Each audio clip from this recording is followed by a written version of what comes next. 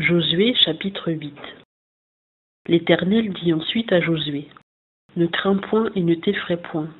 Prends avec toi tous les gens de guerre et lève-toi, monte à Haï. Regarde, j'ai livré entre tes mains le roi d'Haï, son peuple, sa ville et son pays. Tu feras à Haï et à son roi comme tu as fait à Jéricho et à son roi. Seulement vous en pillerez pour vous le butin et le bétail. Dresse une embuscade à la ville par derrière.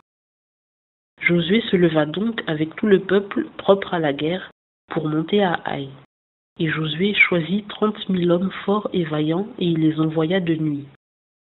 Et il leur commanda en disant: Voyez, vous serez en embuscade derrière la ville, ne vous éloignez pas beaucoup de la ville et soyez tous prêts.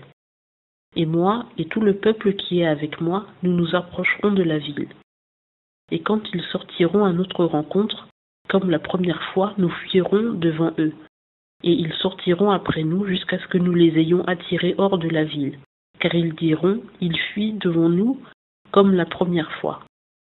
Et nous fuirons devant eux, alors vous vous lèverez de l'embuscade, et vous vous emparerez de la ville, et l'Éternel votre Dieu la livrera entre vos mains.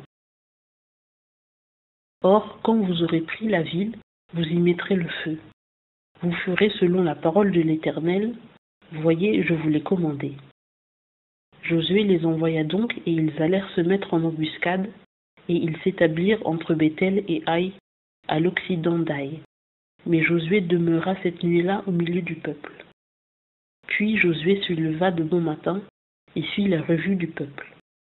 Et il monta, lui et les anciens d'Israël, devant le peuple vers Haï. Tout le peuple propre à la guerre qui était avec lui monta et s'approcha. Et ils vinrent vis-à-vis de la ville, et ils campèrent au nord d'Haï. La vallée était entre lui et Haï.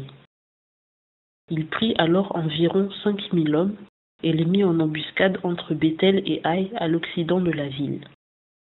Ils déposèrent ainsi le peuple, tout le camp qui était au nord de la ville, et son arrière-garde à l'occident de la ville. Puis Josué s'avança cette nuit-là au milieu de la vallée. Or, dès que le roi d'Haï vit cela, les hommes de la ville se hâtèrent et se levèrent de bon matin. Le roi et tout ce peuple sortirent pour la bataille à la rencontre d'Israël, au lieu indiqué du côté de la plaine, et ils ne savaient pas qu'il y avait une embuscade contre lui derrière la ville.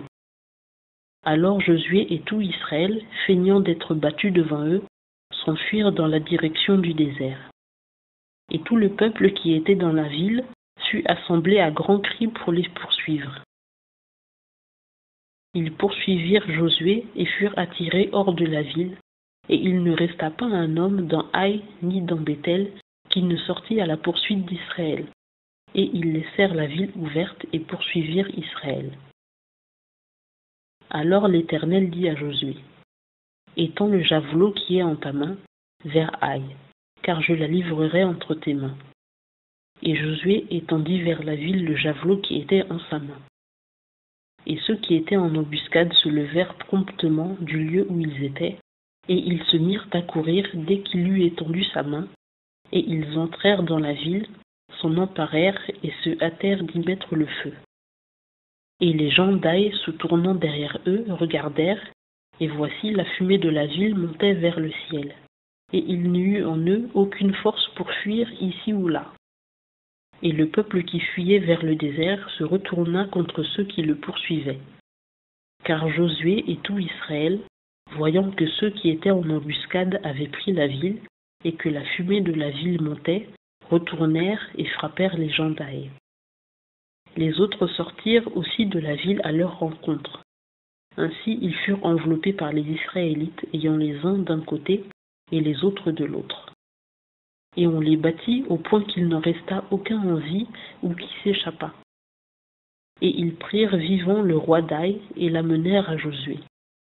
Et quand Israël eut achevé de tuer tous les habitants d'Haï, dans les champs, dans le désert, où il l'avait poursuivi, et qu'ils furent tous tombés sous le tranchant de l'épée jusqu'au dernier, tous les Israélites se retournèrent à Haï, et la firent passer au fil de l'épée. Et tous ceux qui tombèrent en ce jour-là, hommes et femmes, furent au nombre de 12 000, tous gens d'Haï. Et Josué ne retira point sa main qu'il avait étendu avec le javelot, jusqu'à ce qu'on eût voué à l'interdit tous les habitants d'Aï. Seulement les Israélites pillèrent pour eux le bétail et le butin de cette ville-là, selon ce que l'Éternel avait commandé à Josué.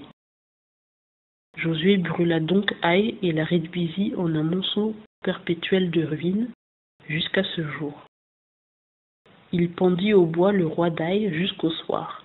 Mais au coucher du soleil, Josué commanda qu'on descendît son cadavre du bois, et on le jeta à l'entrée de la porte de la ville, et on éleva sur lui un grand monceau de pierre qui est demeuré jusqu'à ce jour. Alors Josué bâtit un autel à l'Éternel, le Dieu d'Israël, sur le mont Ébal, comme Moïse, serviteur de l'Éternel, l'avait commandé aux enfants d'Israël, ainsi qu'il est écrit dans le livre de la loi de Moïse. Un autel de pierre brute, sur lesquels on n'avait point levé le fer.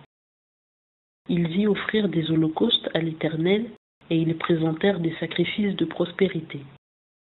Il écrivit aussi là, sur les pierres, une copie de la loi de Moïse que celui-ci avait écrite devant les enfants d'Israël. Et tout Israël et ses anciens et ses officiers et ses juges se tenaient des deux côtés de l'arche, devant les sacrificateurs, les Lévites, qui portaient l'arche de l'alliance de l'Éternel. Les étrangers y étaient aussi bien que les Israélites, une moitié du côté du mont de Garizim et l'autre moitié du côté du mont Ébal, comme Moïse, serviteur de l'Éternel, l'avait précédemment commandé pour bénir le peuple d'Israël. Après cela, Josué lut toutes les paroles de la loi, la bénédiction et la malédiction selon tout ce qui est écrit dans le livre de la loi. Il n'y eut rien de tout ce que Moïse avait commandé que Josué ne lut en présence de toute l'assemblée d'Israël, des femmes, des petits-enfants et des étrangers qui marchaient au milieu d'eux.